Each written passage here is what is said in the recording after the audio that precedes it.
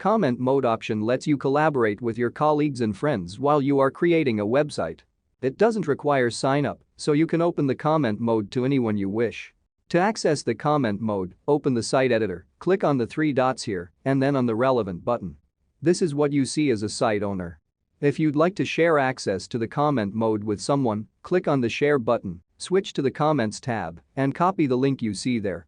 Note that you should copy only the links that you see in the share button. The URL of the comment mode you see here is intended for you only, others won't be able to use it.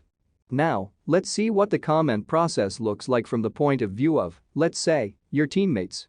Once they get the link, they will be able to open the comment mode, no sign up required. They can mark any place on the website and leave comments there, or go with some general notes. At this point, only text comments are allowed. Once your teammates are done, they can notify you of new entries. You as a site owner can access the comment mode as before from the same drop-down in the editor. You see who added a comment and when. As you process that comment, you can reply to it or mark it as resolved.